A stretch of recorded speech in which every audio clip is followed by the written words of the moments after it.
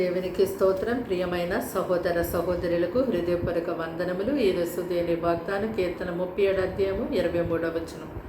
ఒకని నడత యెహోవా చేతని స్థిరపరచబడును, వాని ప్రార్థన చూచి ఆయన ఆనందించును.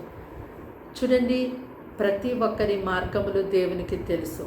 అందరి నడతలన్నిటినీ ఆయన గుర్తిస్తున్నారు. కనుకనే మీ ప్రవర్తన అంతటి మీద దేవునికి అధికారం ఇచ్చి మీ సమస్త విషయంలో మీ జీవిత కాలం అంతటిని గురించి మీ యొక్క జీవితాన్ని దేవుని చేతికి అప్పగించినప్పుడు మీ యొక్క మార్గములన్నిటినీ దేవుడు ఎంతో గొప్పగా సరళం చేస్తారు.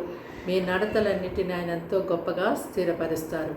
దేవుని యొక్క లేఖనాల్లో భక్తుడైన దానియేలు మనం చూసినప్పుడు అతని యొక్క ప్రవర్తన దేవుని పద్ధతి విషయంలో కానీ మనుషుల పద్ధతి విషయంలో కానీ ఎంతో ఉన్నతముగా మరి ఏ లోపం లేనిదిగా ఉన్నది. కనుకనే దానియేలు యొక్క ప్రవర్తన మరి దేవునికి ఎంతో ఆనందాన్ని కలిగచేసింది. కనుకనే దానియేలును దేవుడు నీవు నాకు బహుప్రియుడవు అన్నాడు. అలాగుననే మిమ్మల్ని బట్టి కూడా దేవుడు మీ ప్రవర్తన బట్టి ఆనందించినప్పుడు మిమ్మల్ని కూడా దేవుడు ఎంతో గొప్పగా ఘనపరుస్తారు. కనుక మీ జీవితాన్ని మీ సమస్త విషయాలన్నిటినీ మీ ప్రవర్తనను దేవుని చేతికి అప్పగించండి. ఆయన మిమ్మల్ని ఎంతో గొప్పగా మీ జీవితాన్ని స్థిరపరిచి బలపరుస్తారు. మిమ్మల్ని బలమైన సాక్షులుగా ఉంచుతారు. ప్రార్థన. దేవానికి వందనాలు, స్తోత్రాలు, స్తుతులు చెల్లిస్తున్నాం తండ్రి. ఈ మాటలు వింటున్నాను బిడ్డని మీ రక్తంతో కడిగి ముట్టి స్వస్థపరచండి. వారికి వారి ఇంటి వారికి రక్షణ ఇవ్వండి.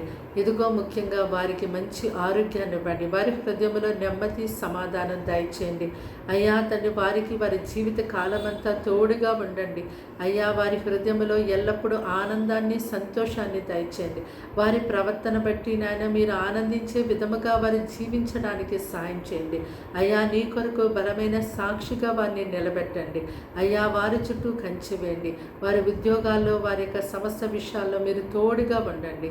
అయ్యా తండ్రి నాయన నీ నెమ్మది, నీ సంతోషం, నీ సమాధాన్ని బిడ్డలకు మెండుగా అనుగ్రహించి కాచి కాపాడమని సమస్తాన్ని అప్పగిస్తున్నాం. ప్రతి కీడు శోధన అపాన్ని తప్పించి సజీవమైన రెక్కల కింద ఎల్లప్పుడూ భద్రపరిచి ఈ ప్రజలను కాపాడమని యేసు నామమున ప్రార్థన సమర్పించి అడిగి వేడుకుంటున్నాం తండ్రి. ఆమేన్. ఆమేన్.